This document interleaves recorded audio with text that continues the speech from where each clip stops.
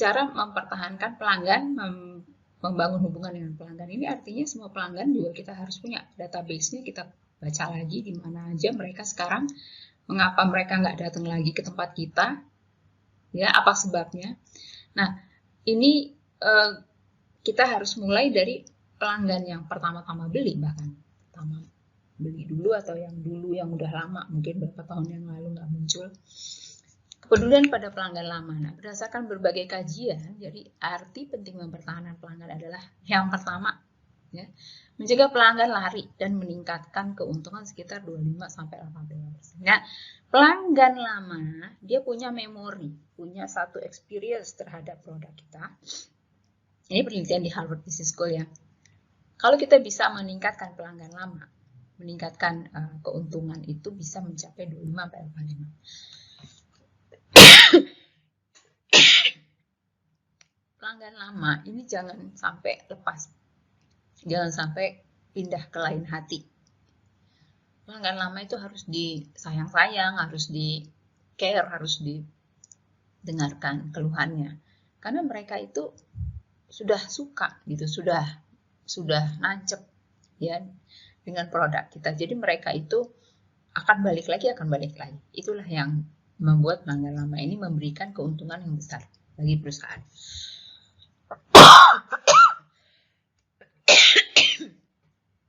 Nah, kemudian mendapatkan pelanggan baru, ini biayanya 5 kali lebih besar ketimbang menjaga pelanggan lama. Jadi mana yang lebih dipilih? Menjaga pelanggan lama atau mengejar pelanggan baru? Dua-duanya penting. Jadi harus ada tim di dalam perusahaan. Mungkin yang sudah ahli menangani pelanggan lama harus dibentuk satu tim. Satu lagi melayani pelanggan baru, ada tim lagi. Atau memang kedua-duanya mengerjakan satu tim aja mengerjakan keduanya. Gitu. Keahliannya ini memang beda karena keahlian menangani atau mendengarkan pelanggan itu berhubungan dengan years of experience. Jadi tahun dia bekerja, berapa tahun dia berkecimpung di layanan pelanggan. Jadi nggak bisa dipungkiri customer service yang berbakat sekali itu bisa jadi mahal harganya. Sales yang bagus harganya mahal. Ya, sales yang bagus dia bisa jadi team leader, bisa menjadi manager ya bagi anak buahnya di bawahnya, dan dia meng-coaching, training gitu ya. Nah, ini bisa makan waktu bertahun-tahun untuk jadi seorang senior sales atau senior marketing ya. Nah, itulah yang menjadikan perusahaan mau membayar mereka mahal. Nah, mendapatkan pelanggan baru 5 kali lebih besar dari menjaga pelanggan yang udah ada. Ini US Office of Consumer Affairs yang datanya menyatakan ini. Kemudian, laba atas investasi atau return on investment pada pemasaran untuk pelanggan lama itu lebih besar ketimbang pemasaran bagi pelanggan baru. Karena kita bermain dengan risiko. Pelanggan baru kita nggak kenal, baru mau mendekati, ada kemungkinan mereka nggak mau kan.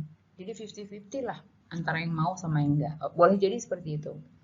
Nah, ini kalau Ogilvy and Mather kan dia melihat lebih besar biayanya ya, biaya investasinya.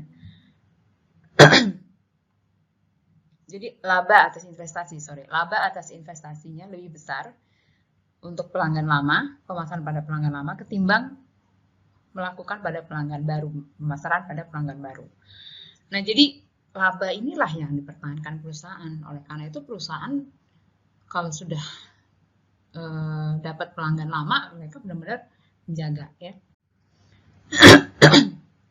Nah, ini hanya perusahaan yang baik seperti Toyota yang memiliki tingkat pertahanan pelanggan lebih dari 7%. Sebaliknya banyak perusahaan yang ya tidak bisa mempertahankan. Jadi Toyota salah satunya ya. Kenapa? Itu juga yang menyebabkan mobil-mobil Toyota itu harga jual mobil-mobil Toyota juga lebih tinggi ketimbang harga mobil merek-merek lain. Itu karena apa? Pelayanan pelanggan. Jadi biasanya orang sudah beli Toyota, nanti beli lagi Toyota lagi gitu ya. Kecuali dia memang beda level, misalnya kelas sosialnya sudah semakin tinggi, itu dia bisa mencari misalnya mobil-mobil yang lebih tinggi rate-nya gitu ya, dari sisi mesinnya, dari sisi desainnya dan sebagainya. Tapi biasanya kalau Toyota tuh menjaga banget customer satisfaction. Ya, experience satisfaction menghasilkan loyalty. Ya, jadi loyalty di situ ada dua tuh cangkangnya. Cangkangnya yang satu experience, cangkang yang satu lagi yang hijau itu tuh satisfaction, yang merah ke experience. Jadi keduanya itu nggak bisa dipisahkan. Nah, faktor yang mempengaruhi keputusan pelanggan apa? Sebelum mereka melakukan pembelian. Nah, faktor yang terlihat dan tidak terlihat, yang kasat mata dan tidak kasat mata. Kalau kasat mata pertama kinerja, kedua mutu, ketiga tuh keandalan, keempat biaya atau harga. Faktor-faktor yang tidak kasat mata, misalnya rasa kepedulian. Jadi customer-nya tuh caring nggak? Terus sopan santun pelayannya misalnya. Kesediaan untuk membantu, misalnya sudah lupa, misalnya pelanggannya lupa ini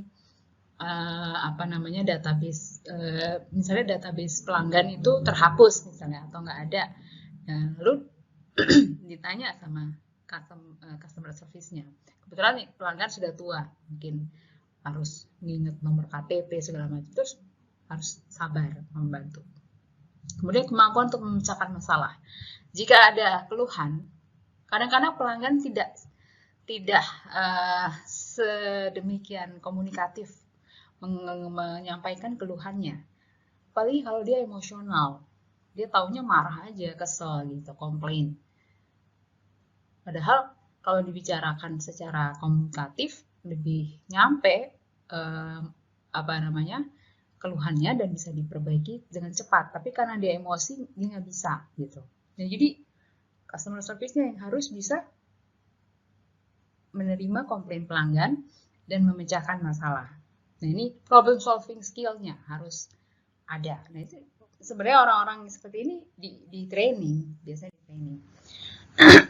Nah, selain itu apalagi sih faktor kasat mata dan tidak kasat mata? Selain itu ada yang namanya menurut Philip Kotler ya di tahun 2000 itu di dalam bukunya Marketing Management, itu bisa lihat faktor-faktor budaya, sosial, kepribadian dan kejiwaan. Ya, misalnya yang menarik nih coba kepribadian dan kejiwaannya. Kalau kepribadian itu usianya, pekerjaan, keadaan ekonomi, lifestyle-nya, pribadi dan konsep dirinya. Termasuk di situ bagaimana dia meluangkan waktunya untuk melakukan hobinya, gaya hidup ya, dan melakukan kebiasaan bermedia. Kemudian kejiwaannya, kita lihat motivasinya, persepsinya, pengetahuannya, keyakinan dan pendiriannya gitu ya. Kalau kita lihat masalah kejiwaannya, ini banyak masalah yang untuk mempelajari ini saya sarankan kalian lebih banyak coba buka-buka buku-buku psikologi ya yang bisa mendorong kalian membuka-buka masalah motivasi ya, keyakinan, pendirian, kepribadian itu juga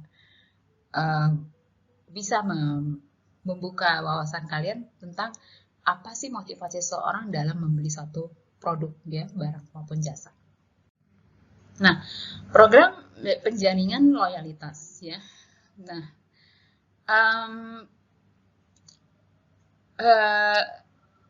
loyalitas itu harus dibangun dalam kondisi bukan dalam kondisi yang harus nyaman sebetulnya, tapi loyalitas itu tetap harus diupayakan gitu ya. Walaupun pelanggan mungkin setengah kecewa atau setengah tidak percaya dengan kebaikan atau manfaat produk kita, tapi kita harus tetap optimis, harus tetap bisa mengundang pelanggan untuk bisa tetap loyal dengan produk kita. Walaupun kita tahu mungkin mereka tuh sudah ditawarin berapa kali nggak mau juga, tapi terus saja coba gitu ya, terus saja coba. Dan itu tadi kalau pelanggan itu memang baru pertama beli gitu ya, itu memang biaya jadi lebih besar ketimbang mempertahankan pelanggan lama. Tetapi once mereka mau membeli, nah itu bisa pelan-pelan tarik supaya cepat bisa loyal ya, bisa membangun hubungan dengan mereka. Di sini pertanyaan-pertanyaan seperti did you hear about ya, no way really, are you serious, oh ya yeah. Gitu kan. Jadi ini hal-hal yang mereka tuh pelanggan itu tidak sepenuhnya fokus dengan apa yang mereka perhatikan dari produk kita, tapi mereka tahu membedakannya dan mereka pandai gitu. Mungkin ada hal-hal yang pesaing kita lebih baik daripada kita, itu menjadi perhatian si pelanggan. Malah ada pelanggan yang mungkin memberitahu ya, kalau merek pesaing itu sudah bisa ini loh. Nah, kalau merek ini gimana nih misalnya. Customer tuh pandai gitu ya, mereka punya informasi banyak gitu ya. Nah, kadang-kadang mereka masih tetap beli produk kita, tapi mereka membicarakan produk saingan. Nah, ini harus hati-hati. Kita jangan sampai terlengah dan produsen harus cepat. Oh, gitu ya. Oh, sekarang udah lebih bagus ya pesaingnya. Gitu. Jadi kita harus catch up, harus tetap bisa mengejar ketinggalan kita dibanding pesaing. Nah, ini kan ada semacam program frequent flyer ya, program untuk pengguna berulang kali. Misalnya jasa penerbangan, ini saya pernah menggunakannya dari maskapai penerbangan nasional kita, Garuda Indonesia. Waktu saya kerja di perusahaan ya, itu waktu itu berkali-kali menggunakan jasa Garuda Indonesia, sehingga saya bisa menikmati poin ya, frequent flyer point. Saya bisa terbang ke Jawa Tengah, bisa jalan gitu ya, atau ke Sumatera gitu dengan poin aja dan membayar sekian ratus ribu aja, murah gitu ya. Nah, ini sangat-sangat berguna.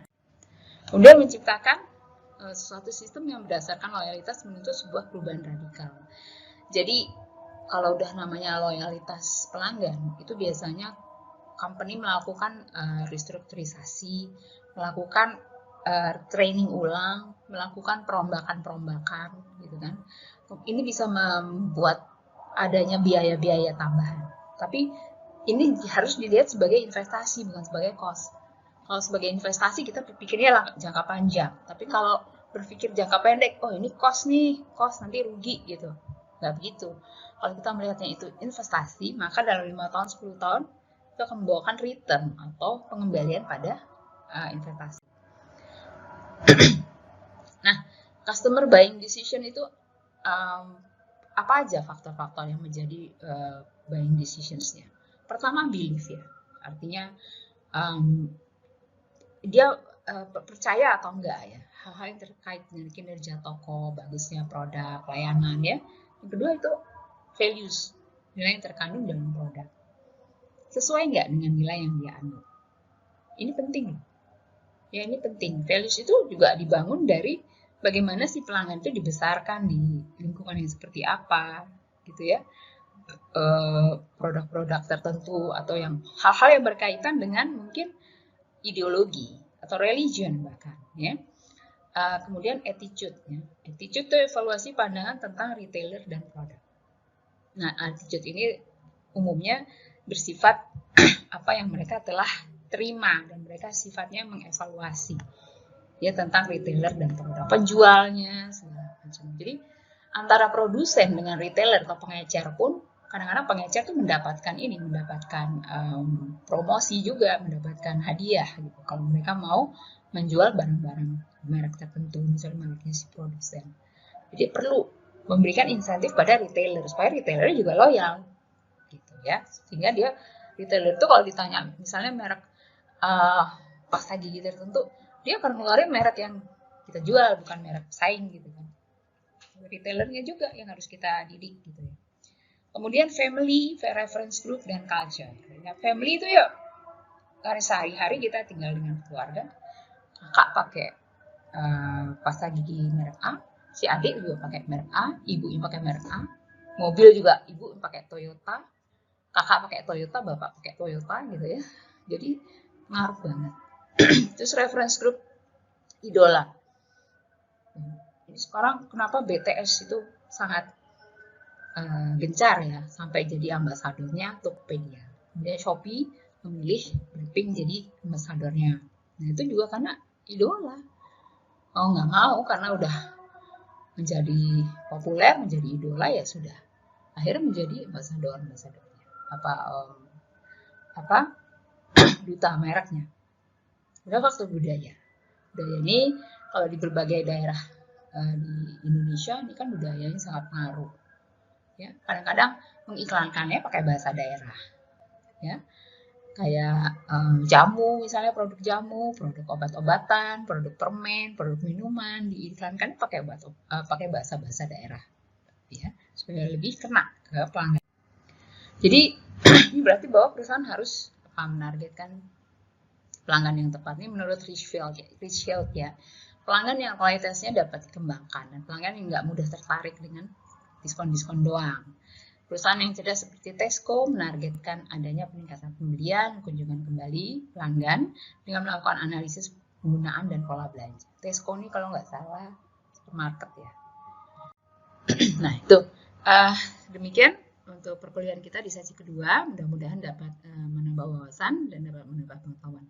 Terima kasih atas perhatiannya. Assalamualaikum warahmatullahi wabarakatuh.